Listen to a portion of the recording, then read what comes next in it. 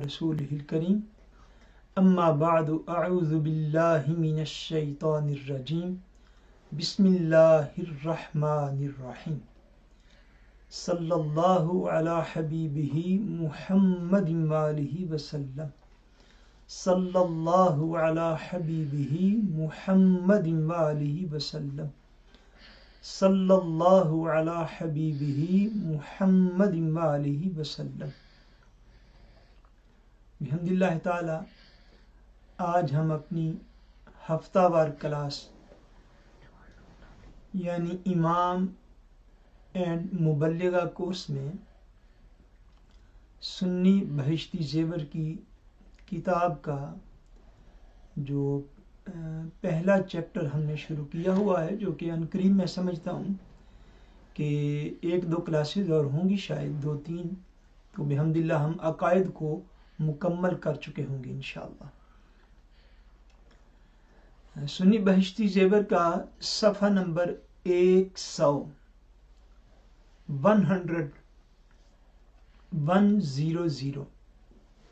वहाँ से आज हम इंशाअल्लाह तबारक व तआला अपने सबक का आगाज़ करेंगे। और ये सबक नंबर जो है ये 36 है, यानी 36। लास्ट टाइम हमने बिहम्दिल्लाह ताला पढ़ा था सहाबा किराम रिदवानुल्लाह ताला अलैहिम अजमईन के हवाले से जो हमारे अकायद हैं उनको हमने तफसील से पढ़ा। और आज इंशाअल्लाह तबारक व तआला अहले बैत आज़ाम रिदवानुल्लाह ताला अलैहिम अजमईन उनके हवाले से जो हमारे अकायद हैं, आज इंशाअल्लाह तबारक व तआला हम उनको सीखेंगे और उस हवाले से हम इंशाअल्लाह पढ़ेंगे। और यही अहले सुन्नत व जमात का एतदाल है अकायद का कि अहले सुन्नत ना हुजूर अलैहिस्सलातु वस्सलाम के सहाबा किराम की शान व अज़मत में कमी करते हैं और न हुजूर अलैहिस्सलातु वस्सलाम के अहले बैत अतहार की शान व इज़्ज़त में अज़मत में कमी करते हैं, बल्कि शरई दलाइल के मुताबिक और इजमाए उम्मत के मुताबिक उनके जैसे जैसे मुकाम और मर्तबे हैं उनके मुताबिक बिहम्दिल्लाह ताला हम उनको मानते हैं और उनकी अज़मतों का इजहार करते हैं। और किसी को भी ना तो उसके मुकाम से बढ़ाते हैं और ना ही किसी को उसके मुकाम अज़मत से कम करते हैं। इसी वजह से अहले सुन्नत ही सवाद आज़म है।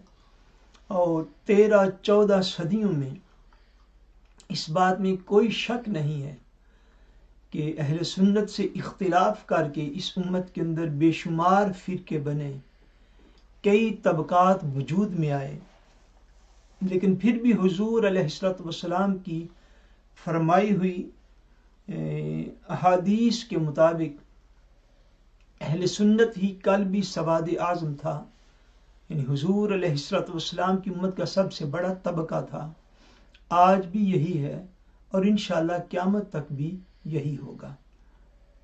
सो अहले सुन्नत में एक एतदाल है, एक बैलेंस है और एक मियाना रवि है अकायद में। हमारे यहाँ ऐसा नहीं है कि हुजूर अलैहिस्सलातु वस्सलाम के सहाबा किराम का जिक्र करो तो माज़ल्ला अहले बैत अतहार का जिक्र जो वो गोल कर दो या उसको थोड़ी अहमियत दो, या हुजूर अलैहिस्सलातु वस्सलाम के अहले बैत अतहार का जिक्र करो तो हुजूर अलैहिस्सलातु वस्सलाम के सहाबा किराम जो हैं उनकी इज़्ज़त में कमी कर दो।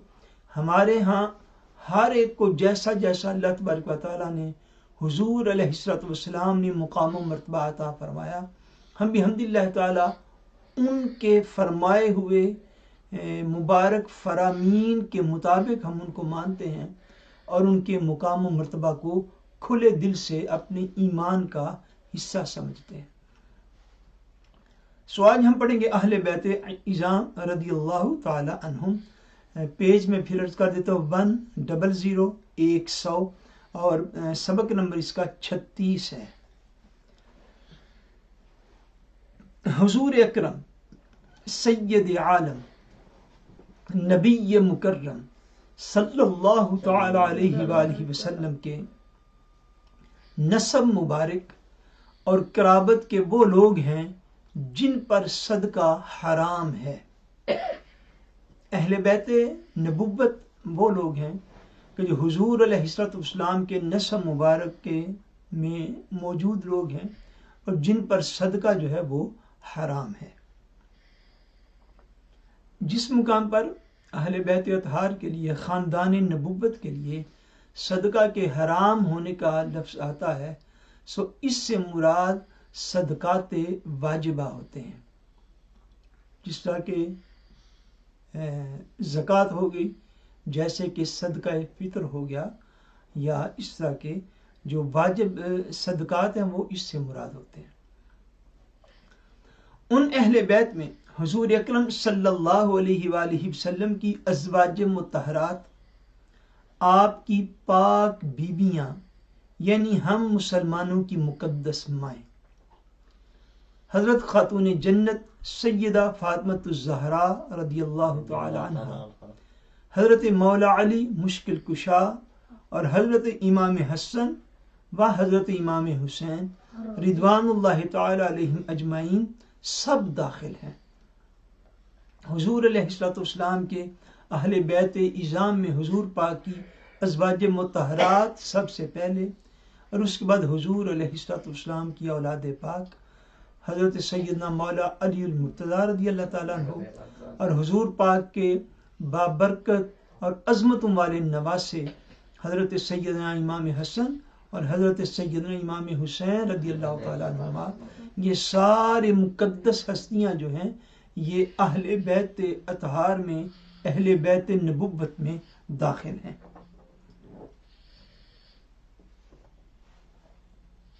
لیکن ازواج مطہرات کا مرتبہ سب سے زیادہ ہے اور ان کا اجر و ثواب سب سے بڑھ کر ہے۔ اور کچھ لوگوں کو یہ بھی ڈاؤٹ رہتا ہے بعض اوقات، معاذ اللہ، کہ حضور علیہ الصلوۃ والسلام کی جو مقدس ازواج ہیں، ازواج مطہرات ہیں، امہات المومنین ہیں، ان کے حوالے سے بعض لوگوں کو ڈاؤٹ رہتا ہے کہ پتہ نہیں اہل بیت میں وہ شامل ہیں یا نہیں۔ تو یہ چیز سمجھ لینی چاہیے، دلائل جو ہوتے ہیں قرآن مجید کے، احادیث پاک کے، ان کی روشنی میں بالکل سمپل اور سادہ ساری بات ہے کہ اگر ماں جو ہے وہ اہل بیت میں شامل نہیں تو اولاد اہل بیت کیسے ہو سکتی ہے؟ یہ ایک جنرل ساری چیز ہے، اور سمجھنے والے کے لیے اتنا بھی کافی ہے، اور نہ سمجھنے والے کے لیے قرآن و حدیث کے دلائل بھی تھوڑے پڑ جاتے ہیں۔ یعنی اگر مائیں جو ہیں وہی اہل بیت میں شامل نہیں معاذ اللہ، تو پھر اولاد اہل بیت میں شامل کیسے ہوگی؟ سو حضور نبی اکرم صلی اللہ علیہ وسلم کی تمام ازواج مطہرات جو ہیں، اور ہماری مائیں امہات المومنین وہ بھی اہل بیت ہیں، اور حضور علیہ الصلوۃ والسلام کی وہ سارے لوگ آپ کے خاندان کے نسب پاک میں جو شامل ہیں، جن کے اوپر صدقہ حرام ہے، وہ اہل بیت میں شامل ہیں۔ لیکن ان سب میں ازواج مطہرات کا مرتبہ سب سے زیادہ ہے اور ان کا اجر و ثواب سب سے بڑھ کر ہے۔ دنیا جہان کی عورتوں میں کوئی بھی ان کا ہم سر اور ہم مرتبہ نہیں ہے۔ ان سب میں جن کا ذکر پاک کیا گیا، ان سب میں ازواج مطہرات کا درجہ اور رتبہ جو ہے وہ سب سے بڑھ کر ہے، کیونکہ یہ قرآن مجید کی آیات سے یہ چیزیں ثابت ہیں کہ ان کا کوئی بھی ہم مرتبہ اور ہم سر جو ہے وہ ازواج مطہرات کا عورتوں میں کوئی بھی نہیں۔ اگر اوروں کو ایک نیکی پر 10 گنا ثواب ملے گا تو حضور علیہ الصلوۃ والسلام کی ازواج مطہرات کو ایک نیکی پر 20 گنا ثواب دیا جائے گا، دوسرے لوگوں سے دگنا اجر دیا جائے گا اللہ تبارک و تعالیٰ کی بارگاہ سے، دوسرے لوگوں سے دگنا ثواب دیا جائے گا اللہ تبارک و تعالیٰ کی بارگاہ سے۔ اس لیے عورتوں میں کوئی بھی ان کا ہم پلہ، ہم سر اور ہم مرتبہ نہیں۔ کیوں؟ کہ ان کے عمل میں 2 جہتیں ہیں، 2 ڈائریکشنز ہیں. کیا؟ ایک اللہ تبارک و تعالیٰ کی بندگی و طاعت، اور دوسرے رسول اللہ صلی اللہ علیہ وآلہ وسلم کی رضا جوئی اور اطاعت. کیونکہ ان کے عمل کی بھی دو جہتیں ہیں، اس لیے اللہ تبارک و تعالیٰ نے ان کا اجر و ثواب بھی بقیہ لوگوں سے زیادہ رکھا ہے. سو ازواج مطہرات جو نیکی کرتی ہیں ان کو ان کی نیکیوں پر برزخ میں، دنیا میں، حشر میں دوسرے لوگوں کی نسبت دگنا اجر عطا کیا جائے گا. دگنا جو ہے اللہ تبارک و تعالیٰ نے ان کے ساتھ ثواب کا وعدہ فرمایا ہے کہ ان کو وہ مرتبہ حاصل ہے جو کائنات میں کسی کو حاصل نہیں. ایک یہ کہ وہ اللہ تبارک و تعالیٰ کا حکم سمجھ کے اس کو فالو کرتی ہیں، اور دوسرا یہ کہ وہ حضور علیہ الصلوۃ والسلام کی رضائے خاص حاصل کرنے کے لیے وہ نیک اعمال کرتی ہیں. عقیدہ. اہل بیت کرام رضی اللہ تعالی عنہم مقتدا یعنی اہل سنت ہیں، یعنی ان کے رہنما ہیں، ان کے پیشوا ہیں.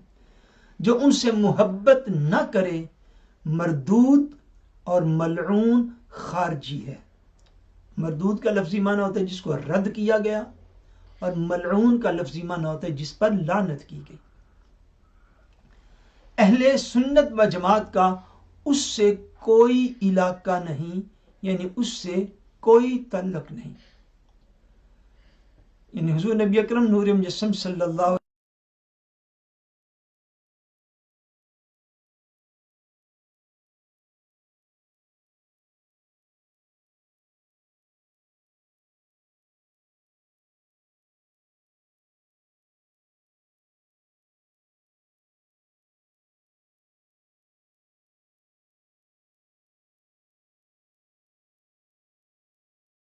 حضرت عائشہ صدیقہ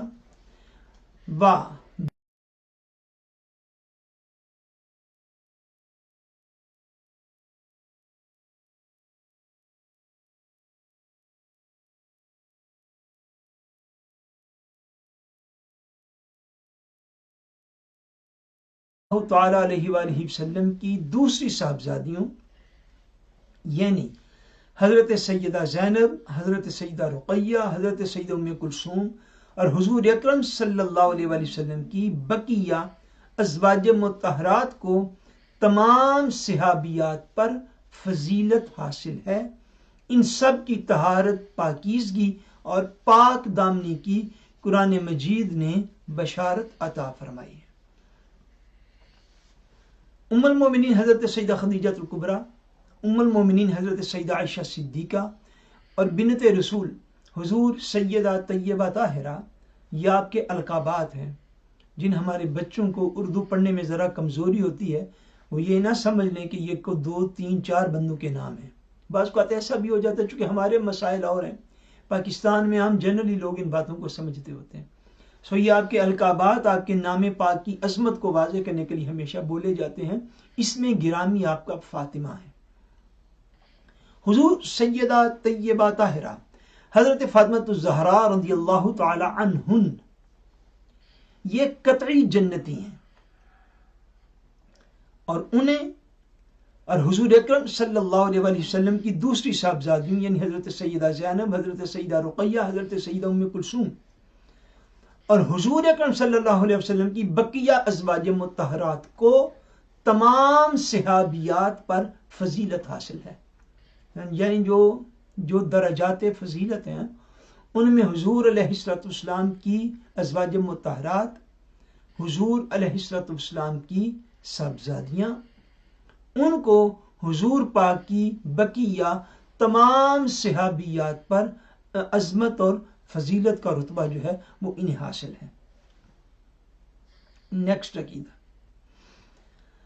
ام المومنین حضرت عائشہ صدیقہ رضی اللہ تعالی عنہ قطعی جنتی، قطعی کا مطلب فائنل،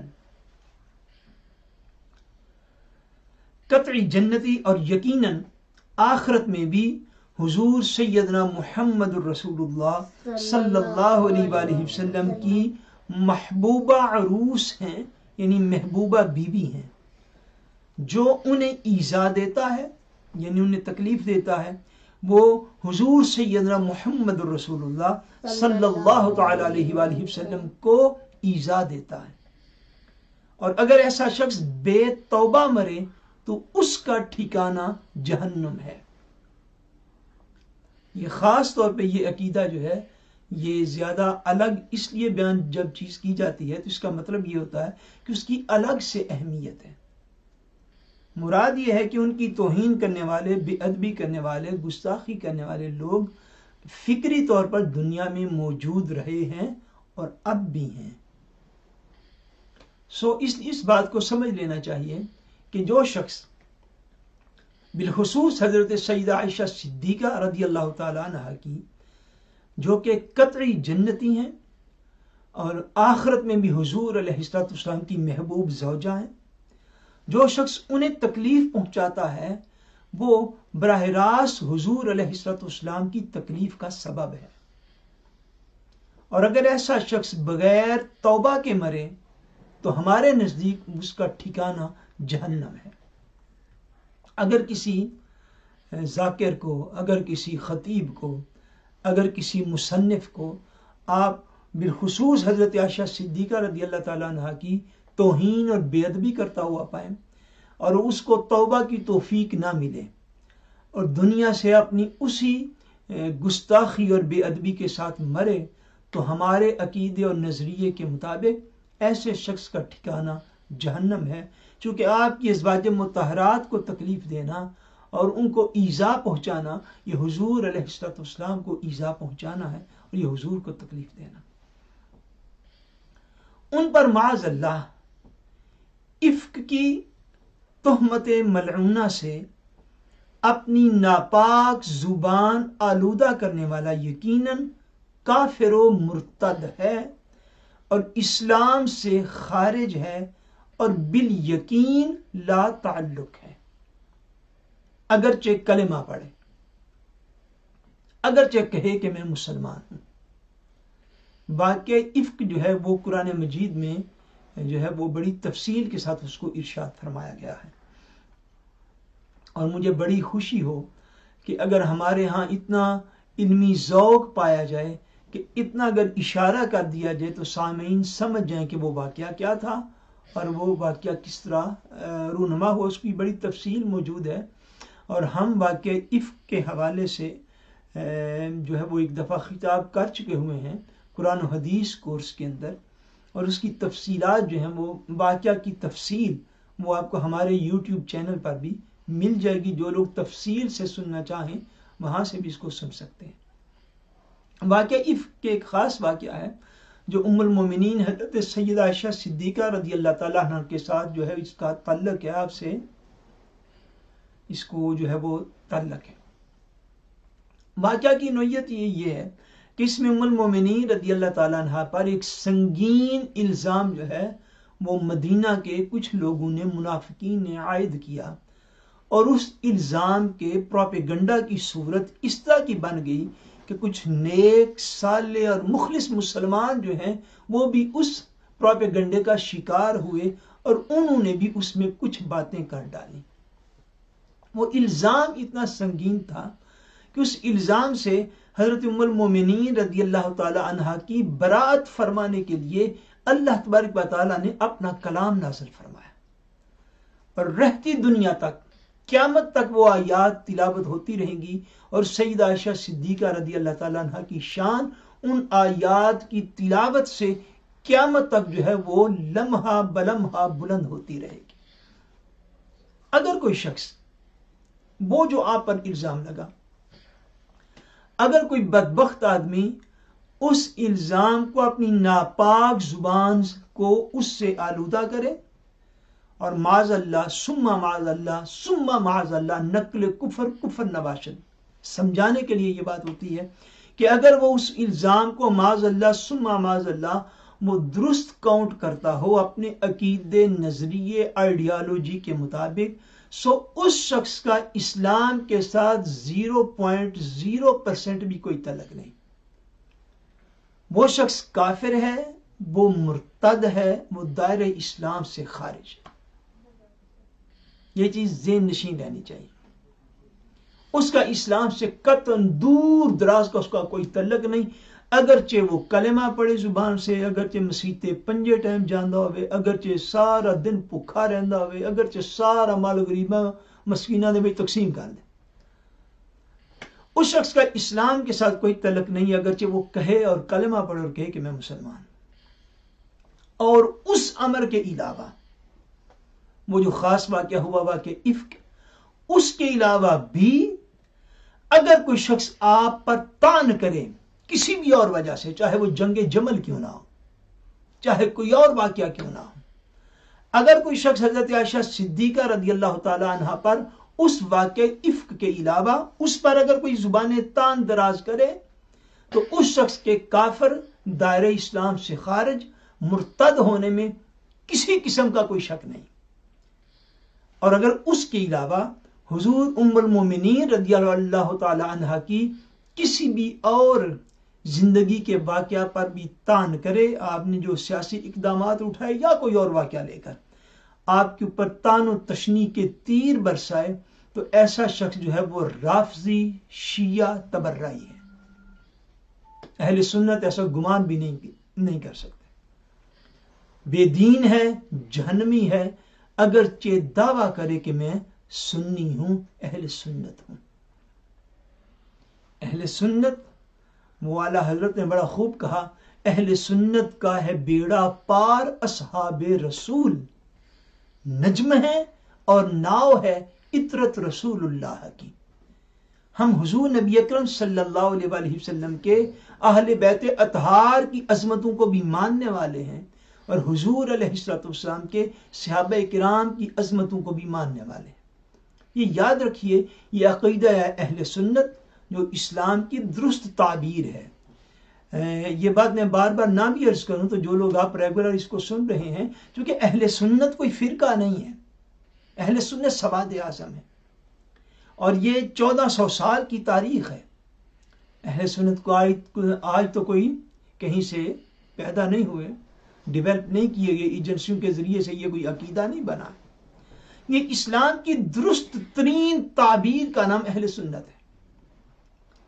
اور اہل سنت کبھی بھی صحابہ کرام رضوان اللہ تعالی علیہم اجمعین یا اہل بیت اطہار رضوان اللہ تعالی علیہم اجمعین کے جو آپس میں چند ایک مناقشات ہیں، ان میں ہم تو، آپ نے پہلے عقیدے میں پڑھا، ہم تو ان میں پڑھنا ہی حرام سمجھتے ہیں، ہم تو ان کے اوپر ڈسکس کرنا بھی غیر مناسب سمجھتے ہیں۔ یعنی تانا کرنا تو دور کی بات ہے، تانا دینا تو معاذ اللہ ہمارے ہاں ایسا ممکن ہی نہیں ہے۔ اب جو شخص ممبروں پر بیٹھ کر، مساجد میں بیٹھ کر، جامعات میں بیٹھ کر، امام بارگاہوں میں بیٹھ کر، مجالس میں بیٹھ کر، محرم کی مجالس میں یا دیگر موقعوں پر جب بھی موقع ہے، جو زبانیں تان دراز کرتا ہے، وہ یاد رکھ لیجیے وہ اپنے آپ کو اپنی زبان سے جو مرضی کہتا رہے، اس کا اہل سنت سے باہر طور کوئی رابطہ اور واسطہ جو ہے وہ نہیں رہ جاتا۔ نیکسٹ، حضرات حسنین کریمین، امامین جلالین، امام حسن، امام حسین رضی اللہ تعالی عنہما یقیناً عالی مرتبت، اعلیٰ درجہ کے شہداء کرام میں سے، ان میں سے کسی کی شہادت کا منکر، گمراہ، بددین اور خاسر ہے، یعنی خسارے میں اور نقصان میں رہنے والا ہے۔ حضور نبی اکرم صلی اللہ علیہ وسلم کے یہ دونوں نواسے یہ اعلیٰ مرتبہ پر فائز ہیں، اور اتنے اعلیٰ مرتبہ پر کہ حضور علیہ السلام نے ارشاد فرمایا، ان الحسن والحسین سیدا شباب اہل الجنہ۔ حضور نے فرمایا بے شک حسن اور حسین رضی اللہ تعالیٰ عنہما، فرمایا یہ جنتی جوانوں کے سردار ہیں، ان کے جنتی ہونے میں کوئی شک نہیں، کسی بھی صحابی رسول کے جنتی ہونے میں کوئی شک نہیں۔ اور پھر بعض صحابہ اتنے خوش قسمت ہوئے، بعض اہل بیت اطہار آپ کی خاندان کتنے خوش قسمت ہوئے کہ ان کو حضور علیہ السلام نے نام لے لے کر جنت کی بشارتیں دیں، جن میں حضور پاک کے یہ دونوں شہزادے بھی شامل، بلکہ ان کو جنتی جوانوں کا سردار فرمایا۔ نیکسٹ، یزید پلید، فاسق و فاجر، مرتکب کبائر تھا. یعنی یزید بدبخت جو ہے وہ فسق کرنے والا، اللہ تبارک و تعالیٰ کا نافرمان اور کبیرہ گناہوں کا مرتکب آدمی تھا. معاذ اللہ اس سے اور ریحانہ رسول صلی اللہ تعالیٰ علیہ وآلہ وسلم یعنی سیدنا امام حسین رضی اللہ تعالیٰ عنہما سے کیا نسبت ہے. اس لیے ہم جو ہے وہ بالعموم وہ اکٹھا ذکر جو ہے وہ کبھی بھی کرنے سے گریز ہی کرنا چاہیے. یعنی یزید بدبخت کا اور نواس رسول جگر گوش بطول شہید کربلا اور جنتی جوانوں کے سردار، جن کو حضور علیہ السلام نے ارشاد فرمایا کہ ہما ریحانتای من الدنیا، وہ لفظ یہاں پہ حدیث پاک کا لے کر آئے ہیں، وہ کہ حضور نے ارشاد فرمایا یہ میرے دونوں شہزادے حسن اور حسین یہ دنیا میں دونوں ہی میرے پھول ہیں. یعنی وجود اقدس ان کے ہیں پر ان سے خوشبو مصطفیٰ کریم کی آتی ہے. سو یہ دونوں حضور کے پھول ہیں. اب حضور کے جو پھول ہیں ان کا اور یزید بدبخت کا کیا مقابلہ اور کیا نسبت ہے اور کیا اکٹھا بندہ جو ہے وہ ذکر کرے. مگر واقعہ کربلا کی وجہ سے چونکہ یہ جس طرح دن اور رات ہوتی ہیں، جس طرح صحت اور بیماری ہوتی ہے، ہر چیز کا ایک اپوزٹ ہوتا ہے. سو اس لیے اس کا ساتھ جو ہے وہ عقیدہ جو ہے وہ ذکر کیا گیا ہے. ورنہ یعنی اس بدبخت کا اور جنتی جوانوں کے سردار کا کیا مقابلہ ہو سکتا ہے؟ کوئی بھی عقل مند بندہ ایسا گمان بھی نہیں کر سکتا. آج کل جو بعض تقیہ باز گمراہ کہتے ہیں، تقیہ باز یعنی وہ جو باتیں اپنے اندر اپنے عقیدے چھپا کے رکھتے ہیں اور وہ کہتے ہیں کہ ہم کسی حکمت کی وجہ سے لوگوں کے سامنے غلط بیانی کرتے ہیں، معاذ اللہ ثم معاذ اللہ، یا اپنے اصل عقائد کے اوپر پردہ ڈالتے ہیں. ایسے بدبخت آدمی کی صحبت سے بھی دور رہنا چاہیے. آج کل لوگوں کو بڑی ٹیکنیکس آ گئی ہیں اور لوگ بڑے بڑے عجیب کام تبلیغ کے میدان میں کر رہے ہیں. اللہ تبارک و تعالیٰ میں دعا کرتا ہوں کہ اللہ کریم مجھے، آپ کو، لیکن ہم سب کو ایسے لوگوں کے شر سے محفوظ فرما. کچھ لوگ ہیں جو یہ کہتے ہیں کہ ہمیں ان کے معاملے میں کیا دخل ہے. یہ جو واقع کربلا ہوا اس حوالے سے کہتے ہیں یہ آسان کی جی بھی لینا دینا، ہمیں کیا دخل ہے اس سے. ہمارے وہ بھی شہزادے اور وہ بھی شہزادے، معاذ اللہ ثم معاذ اللہ. ایسا کہنے والے بھی لوگ تھے. اللہ کا شکر ہے وہ کم ہو رہے ہیں، لوگوں کو اس حوالے سے کچھ شعور آ گیا. یعنی وہ معاذ اللہ ایک طرف حضرت سیدنا امام حسین رضی اللہ تعالیٰ عنہ کو اگر شہزادہ کہتے تو معاذ اللہ ساتھ ہی یزید بدبخت کو بھی شہزادہ کہتے. یہ بات کی جا رہی. ایسا بکنے والا، ایسا کہنے والا مردود ہے، خارجی، ناسبی، مستحق جہنم ہے. ناسبی بھی ایک گروہ تھا، اب بھی اس کے جو ہے نا وہ کچھ اشارے موجود ہیں. ان کی معروف تعریف یہی ہے کہ حضور علیہ السلام کے اہل بیت اطہار کے حوالے سے یہ گستاخ اور بے ادب لوگ. یزید بن امیہ وہ بدنصیب شخص ہے جس کی پیشانی پر اہل بیت کرام کے بے گناہ قتل کا سیاہ داغ ہے، اور جس پر رہتی دنیا تک دنیا اسلام ملامت کرتی رہے گی، اور تا قیامت اس کا نام حقارت و نفرت کے ساتھ لیا جائے گا. اس کو یہ بدبختی کافی ہے کہ قیامت تک جو ہے وہ یزید، اس کا نام ہمیشہ حقارت سے، نفرت سے اس کا نام لیا جائے گا، اور قیامت تک کے لیے اس کا نام لے لے کر اس کے اوپر ملامت جو ہے وہ کی جاتی رہے گی. یہ بدباطن حضرت امیر معاویہ رضی اللہ تعالیٰ عنہ کے گھر پیدا ہوا. یعنی یہ حضرت معاویہ رضی اللہ تعالیٰ عنہ کا بیٹا تھا. نہایت موٹا، بدنما، بد اخلاق، شرابی، بدکار، ظالم و گستاخ تھا. اس کی شرارتیں اور بےہودگیاں ایسی ہیں کہ جن سے بد معاشوں کو بھی شرم آئے. سود وغیرہ کو اس پلید نے علانیہ رواج دیا، اور مدینہ طیبہ اور مکہ مکرمہ کی بے حرمتی کرائی. البتہ اس پلید کو کافر کہنے اور نام لے کر اس پر لعنت کرنے میں احتیاط چاہیے۔ اس بارے میں ہمارے امام اعظم رضی اللہ تعالی عنہ ورحمۃ اللہ تعالی علیہ کا مسلک سکوت یعنی خاموشی ہے، یعنی ہم اسے فاجر و فاسق کہنے کے سوا نہ کافر کہیں نہ مسلمان، مگر یہ ضرور کہتے ہیں کہ اس کی حمایت کرنے والا اور اس کے مقابل حضرت سیدنا امام حسین رضی اللہ تعالیٰ عنہ پر گرفت کرنے والا ہرگز ہرگز سنی مسلمان نہیں ہو سکتا۔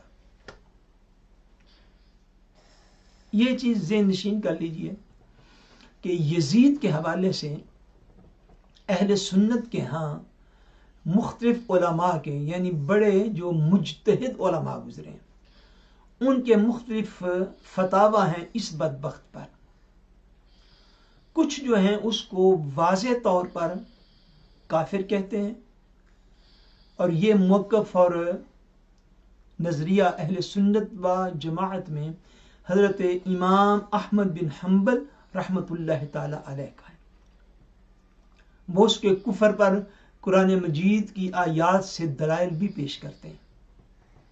ہمارے امام الائمہ سراج الامہ حضرت امام اعظم ابو حنیفہ رحمۃ اللہ تعالی علیہ، آپ جو ہیں آپ کا فتویٰ جو ہے وہ یزید پر خاموشی اور سکوت کا ہے، جنہوں پنجابی کہندے ہیں، یعنی آپ اس کو یوں سمجھیں جس کو کہتے ہیں دفع کرو اس بندے کی گل کرنی، یعنی جس کو نہ نواسے رسول صلی اللہ علیہ وآلہ وسلم کو شہید کرتے ہوئے کچھ اس کو احساس ہوا، مدینہ طیبہ کی مقدس عورتوں کی حرمتیں پامال کرواتے ہوئے اس کو کوئی احساس نہ ہوا، مکہ مکرمہ پر حملہ کرتے ہوئے اس کی کوئی غیرت ملی نہ جاگی، تو ایسے بندے کا کیا ذکر کرنا۔ پھر بھی اہل سنت و جماعت میں اس حوالے سے آگے بھی دو نظریات ہیں اور دو فتاوی ہیں۔ کچھ اہل سنت علماء کا یہ خیال ہے کہ اس شخص پر نام لے کر لعنت کرنی جائز ہے، جس آپ عام لوگوں سے سنتے ہیں یزید لعین وغیرہ وغیرہ۔ کچھ لوگ وہ ہیں جو یہ ارشاد فرماتے ہیں، ان کا فتویٰ یہ ہے کہ اس کے اوپر نام لے کر لعنت نہ کی جائے بلکہ وصف کے ساتھ لعنت کی جائے، جو کہ قرآن مجید کا طریقہ ہے۔ قرآن مجید میں جو ہے وہ کسی بھی شخص پر شخصی طور پر بائی نیم لعنت جو ہے وہ موجود نہیں، یعنی قرآن کریم کا جو جنرل طریقہ ہے جہاں پر بھی لعنت کے الفاظ آئے ہیں وہ لعنت ہوتی ہے وصف کے ساتھ، یعنی جس نے کفر کیا فار ایگزامپل اس پر لعنت کا ذکر آپ کو مل جائے گا، جس نے شرک کیا اس پر لعنت کا ذکر مل جائے گا، یا دیگر امور پر جو قرآن مجید کے اندر موجود ہیں۔ یعنی بعض علماء یہ کہتے ہیں جو زیادہ محتاط ہیں، وہ یہ کہتے ہیں کہ یہ کہا جائے کہ جو شخص نواسے رسول حضور سیدنا امام حسین رضی اللہ تعالیٰ عنہ کی شہادت اور آپ کے قتل پر راضی تھا، ہر ایسے شخص پر لعنت ہے، یعنی بجائے ایک بندے کے اوپر لعنت ڈالنے کے اس میں سارے لوگ جس کے اندر ملوث تھے، اور ان میں سے جو بھی بندہ حضرت امام حسین رضی اللہ تعالیٰ عنہ کے قتل پر آپ کی شہادت پر راضی ہوا، جس نے حکم دیا، جس نے تلوار چلائی، جو راضی تھا، اس شخص پر بھی لعنت ہو۔ سو وہ نام لے کر لعنت کرنے سے جو ہے وہ پرہیز کرتے ہیں اور احتیاط کرتے ہیں۔ یہ تینوں موقف جو ہیں یہ اہل سنت و جماعت میں موجود ہیں۔ اب ہمارے ہاں جو موجودہ مذہبی کنڈیشن اور پوزیشن، جو موجودہ مذہبی حالت ہے، اور میں ایمانداری سے اس کا اگر تجزیہ کروں، اس کو انالائز کروں، تو جب ہم اپنے لڑکپن یا جوانی میں تھے تب بھی اہل سنت کے ہاں مذہبی طبقے کا یہ حال نہیں تھا جو اس وقت ہے۔ میں کوئی لگی لپٹی اس معاملے میں رکھنا نہیں چاہتا، مگر میں یہ خیال کرتا ہوں، اور یہ خالی میرا بھی خیال نہیں ہے، کہ اہل سنت و جماعت کی موجودہ جو مذہبی حالت عقائد کے اعتبار سے یہ پہلے سے زیادہ زوال پذیر ہوئی ہے. ہم پہلے سے زیادہ طبقات میں تقسیم ہوئے ہیں. ہم پہلے سے زیادہ کمزور ہوئے ہیں. عقائد کے بیان کے معاملے میں اب جو ہے نہ ہی کوئی وسعت قلبی موجود ہے، اور وسعت قلبی اس لیے نہیں ہوتی کہ وسعت علمی موجود نہیں ہوتی. جب علم وسیع نہیں ہے تو قلب کے اندر وسعت موجود نہیں ہوتی. میں یہ سمجھتا ہوں کہ اس معاملے میں اب ایک طبقہ جو ہے وہ اتنا مصر ہوتا ہے، اتنا اصرار کرتا ہے، اتنی وہ ضد کر لیتا ہے کہ وہ جب تک اپنے موقف کو درست ثابت نہ کروا لے وہ اگلے بندے کو جو ہے وہ 1% بھی گنجائش دینے کے لیے تیار نہیں. میں صرف اہل سنت کے مابین بات کر رہا ہوں. جو اہل سنت سے باہر ہیں وہ الگ طبقات ہیں سنت کے، ان کو الگ چھوڑ دیجیے. میں یہ عرض کر رہا ہوں یہ تینوں موقف اہل سنت و جماعت بڑے بڑے ائمہ کے ہیں. کچھ اس کو کافر کہتے ہیں، اس بدبخت کو. کچھ اس کے معاملے میں خاموشی جو ہے وہ رکھتے ہیں، سکوت رکھتے ہیں، بات نہیں کرتے. کچھ وہ ہیں جو نام لے کر لعنت کے قائل ہیں، اور کچھ وہ ہیں جو وصف کے ساتھ لعنت کے قائل ہیں. اور یہ چاروں موقف کہہ لیجیے، تین کی بجائے یہ چاروں موقف جو ہیں یہ اہل سنت و جماعت کے ہیں. اور اس میں سے جو بھی موقف کسی کو پسند ہو وہ اس موقف کو اختیار کر سکتا ہے، اور اس میں گنجائش موجود ہے، اور گنجائش کے الگ دلائل ہیں. اتنی بات ضرور ہے، یہ چیز ذہن نشین کر لیجئے کہ اہل سنت کے ہاں یزید کے اقدامات کا حامی کوئی طبقہ نہیں، اس کو اچھا کہنے والا کوئی بندہ موجود نہیں. آپ نے شروع میں پڑھا یزید پلید، فاسق، فاجر، مرتکب کبائر، یہ الفاظ آپ نے عقائد میں اور کسی شخص کے نام کے ساتھ تو نہیں پڑھے. یعنی اس کے لیے نرم گوشہ کوئی موجود نہیں ہے، اس کے لیے نرمی کا کوئی پہلو یہاں پر موجود نہیں ہے. یہ ضرور موجود ہے کہ اس کے اوپر لعنت کی جائے یا نہ کی جائے، اس کو کافر کہا جائے یا نہ کہا جائے، لیکن اس کو اچھا کہنے والا کوئی طبقہ موجود نہیں ہے اہل سنت و جماعت میں. اس لیے یہ چیز ذہن نشین کرنی چاہیے کہ اگر کسی طرف سے آپ کو یزید بدبخت کی کوئی حمایت ملے یا اس کے حوالے سے نرم گوشہ ملے تو ایسے شخص، ایسے عقیدہ اور ایسی جماعت سے دور رہنا چاہیے. وہ بدبخت آدمی تھا، وہ فاسق و فاجر انسان تھا، وہ کبیرہ گناہوں کا مرتکب انسان تھا، اور اس نے عالم اسلام کے سینے پر وہ زخم لگائے ہیں کہ جن کی ٹیسیں اور جن کا درد جو ہے وہ قیامت کی دیواروں تک اٹھتا رہے گا. اس کے حوالے سے نرم گوشہ جو ہے وہ اہل سنت میں موجود نہیں ہے علمی طور پر. اگر کہیں موجود ہو تو اللہ تبارک و تعالیٰ ایسے طبقہ سے ہم سب کو پناہ عطا فرمائے. مگر یہ ضرور کہتے ہیں، ہاں یہ بات ہوگی، رضا و تسلیم کی امتحان گاہ میں امام حسین رضی اللہ تعالیٰ عنہ اور ان کے متوسلین نے وہ ثابت قدمی دکھائی کہ عالم ملائکہ بھی، فرشتے بھی وہ حیرت میں آ گئے ہوں گے. اللہ تبارک و تعالیٰ ہمیں ان کی برکات سے ہم سب کو فیض یاب فرمائے. آگے بیان ہے ولایت کا بیان. چونکہ صحابہ کرام اور اہل بیت اطہار کے حوالے سے بیان یہاں پہ ختم ہوا تو میرا خیال ہے کہ اب ہم نماز عشاء کے لیے جب وہ وقفہ کر لیتے ہیں تو اس کے بعد انشاءاللہ نیا سبق جو ہے سبق نمبر 37 یہاں سے ہم انشاءاللہ تبارک و تعالیٰ آغاز کریں گے، اور ساتھ ایک دو ضروری پیغام بھی آپ لوگوں تک پہنچانے ہیں، ایک دو فاتحہ شریف بھی پڑھنی ہے. تو امید کرتا ہوں کہ انشاءاللہ تبارک و تعالیٰ نماز عشاء کے بعد جو ہے وہ پھر آپ لوگوں سے ملاقات ہوتی ہے. السلام علیکم ورحمۃ